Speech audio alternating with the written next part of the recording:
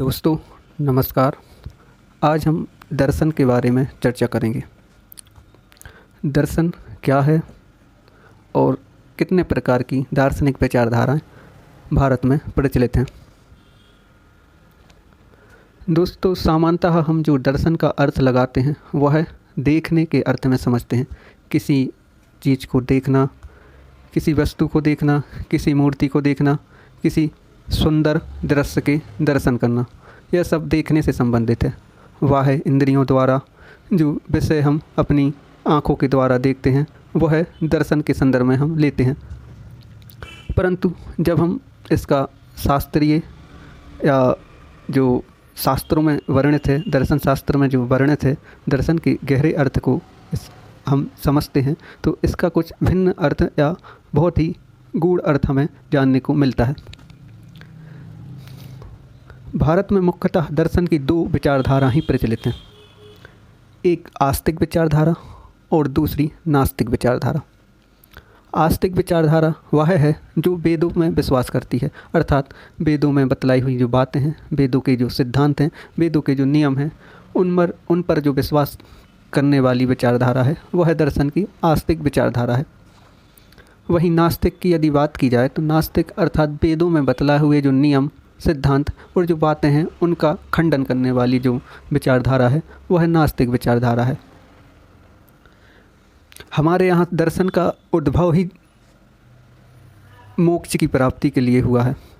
पाश्चात्य दर्शन यदि देखें तो वह जिज्ञासा से उत्पन्न हुआ है, परंतु यहाँ के जो मनीषी हुए, जो ज्ञानी हुए, उन्होंने जीवन के अंतिम लक्ष्य के रूप में दर्शन को स्थापित किया। वहीं पाश्चात्य दर्शन यदि देखें तो वहाँ जिज्ञासा की तृप्ति के लिए दर्शन की विचारधारा का उद्भव हुआ, क्योंकि वहाँ ज्ञान प्राप्त इसलिए करना है किसी चीज़ में विशेषज्ञता प्राप्त की जा सके, जिज्ञासा को शांत किया जा सके, इसलिए वहाँ ज्ञान प्राप्त किया गया। परंतु हमारे भारत में जो दार्शनिक हुए उन्होंने ज्ञान इसलिए प्राप्त किया कि जीवन के अंतिम ध्येय को प्राप्त किया जा सके, अर्थात हमारे जीवन का अंतिम उद्देश्य क्या है, इसके आधार पर भारत में दर्शन की विचारधाराएं प्रवाहित हुईं। नास्तिक दर्शन की यदि बात करें तो यहाँ मुख्य रूप से 3 दर्शन माने जाते हैं, जिसमें जैन, बौद्ध और चारवाक।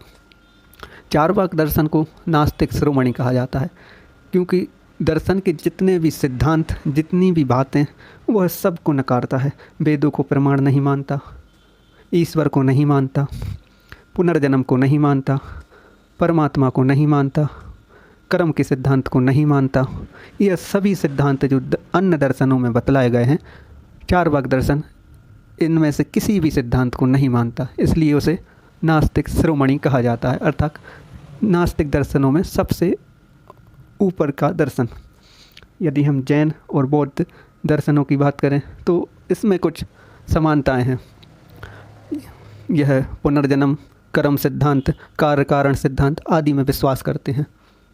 और आस्तिक दर्शनों की यदि बात करें तो उसमें मुख्य रूप से 6 दर्शन, जो संख्या में 6 हैं, वो आते हैं, जिसमें योग है, सांख्य है, न्याय है, वैशेषिक है, मीमांसा है, वेदांत।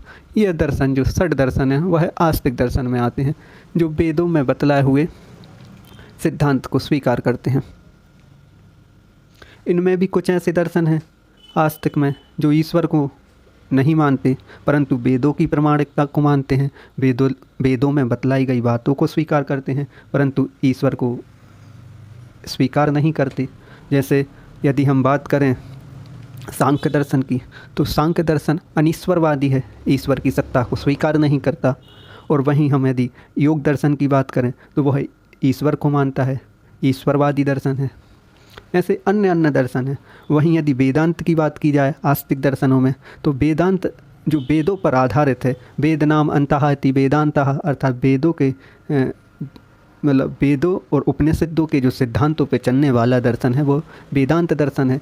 वह सिर्फ ब्रह्म की सत्ता को स्वीकार करता है, माया को भी स्वीकार नहीं करता। इसी वेदांत, उपनिषद और गीता जो प्रस्थान त्रयी कहे जाते हैं, इन्हीं की मीमांसा के माध्यम से आद्य गुरु शंकराचार्य जी ने अद्वैत वेदांत की स्थापना की। अद्वैत वेदांत अर्थात जहाँ द्वैत ना हो, जहाँ दो ना हो, सिर्फ एक की ही सत्ता है और वह सत्ता है ब्रह्म की सत्ता, जिसे अद्वैत वेदांत का नाम दिया गया।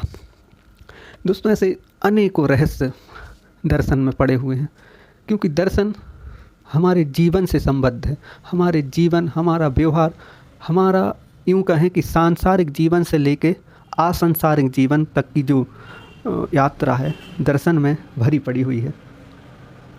सामान्यतः लोग इस संसार के अलावा और कुछ स्वीकार करने को उनका हृदय ही नहीं करता कि इस संसार के अलावा और कुछ भी है, परंतु दर्शन बहुत गूढ़ रहस्यों को बतलाता है, उनमें से पर्दा उठाता है कि इस जीवन के बाद भी एक और जीवन, उसकी भी यात्रा है। आपके जो कर्म हैं, के जो संस्कार हैं, वो आपकी अन्य जीवन यात्रा को प्रारंभ करते हैं। क्योंकि दर्शन यदि हम देखें तो हमारे जो ज्ञान इंद्रियां हैं, हमारी पंच जो ज्ञान इंद्रियां हैं, आँख, कान, नाक, त्वचा और जिह्वा, ये पांचों ही बहिर्मुखी हैं। बहिर्मुखी अर्थात यह बाहर के विषयों का ही ज्ञान कराती हैं। किसी विषय से संलिप्त हो जाएं, किसी चीज़, किसी वस्तु, किसी व्यक्ति उससे संलिप्त हो जाएं, तो यह बाहर का ही ज्ञान कराती हैं। परंतु अंदर का ज्ञान कैसे प्राप्त किया जाए, कैसे इन बहिर्मुखी इंद्रियों को अंतःमुखी बनाया जाए, ये भी बहुत ज़रूरी है। क्योंकि यदि हम बाहर की यात्रा में लगे रहेंगे तो हम तो सिर्फ विषय पूर्ति के एक माध्यम बन जाएंगे। क्योंकि हमारे ग्रंथों में कहा गया है, शरीर माध्यम खलु धर्म साधनम, मतलब जो शरीर यह है, यह एक माध्यम है धर्म के उत्कृष्ट कार्यों को करने के लिए। परंतु यदि हम विषय पूर्ति में लगे रहे तो उस उत्कृष्ट कार्य से तो वंचित ही रह जाएंगे। तो सबसे अच्छा जो माध्यम है अपनी इंद्रियों को अंतःमुखी करने का, वो है ज्ञान, यथार्थ ज्ञान, जो ज्ञान सत्य ज्ञान है, वह ज्ञान। और वो ज्ञान प्राप्त कैसे हो, क्योंकि ये बाहर की इंद्रियां तो उस ज्ञान को प्राप्त कर नहीं सकती। तो वो ज्ञान प्राप्त किया जा सकता है अंतःदृष्टि से, जिसे हम इंग्लिश में इंट्यूशन भी कहते हैं। परंतु वो इंट्यूशन, वो अंतःदृष्टि कैसे प्राप्त की जाए, यह भी एक प्रश्न है। तो उसको प्राप्त करने के लिए भी माध्यम है। उसके लिए आपको विभिन्न प्रकार के जो अभ्यास हैं वह करने पड़ेंगे, तब आपके अंदर का जो इंट्यूशन है, जो अंतःदृष्टि है, वह जागेगी। तब वो है आपको ज्ञान प्राप्त होगा, तब आपकी इंद्रियां अंतःमुखी होगी। जब यह ज्ञान प्राप्त होगा, इंद्रियां अंतःमुखी होगी, तो आप उस वास्तविक सत्य से परिचित हो सकेंगे। क्योंकि जो भी ये बहिर्मुखी इंद्रियां ज्ञान प्राप्त करती हैं, वो ज्ञान यथार्थ है ही नहीं। सब कुछ परिवर्तनशील है। आज जो आप देख रहे हैं, कल वो कुछ और होगा, पहले कुछ और था, बदलता ही जा रहा है, आगे भी बदलता ही जाएगा। क्योंकि यह सब नश्वर है। कोई भी यहाँ आपको चीज़ शाश्वत नहीं दिखाई देगी, सिर्फ आपके एक आत्म तत्व के अलावा। और दर्शन का भी यह परम ध्येय है कि दर्शन के माध्यम से आप उस अंतिम सत्य को, आप उस अंतिम ज्ञान को प्राप्त कर सकें, जिसके बाद आपको किसी भी चीज़ की प्राप्ति ना करना पड़े। और इसीलिए इन दर्शन को, इन गूढ़ रहस्यों को हमारे ऋषियों ने स्थापित किया।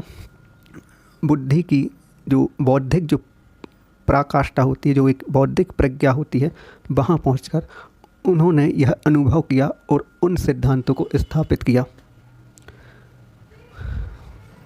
और जो लोग इन सब चीज़ों में सामंजस्य बिठा के चलते हैं, वह अवश्य ही उस परम ध्येय को अनुभव करते हैं, उसको प्राप्त करते हैं।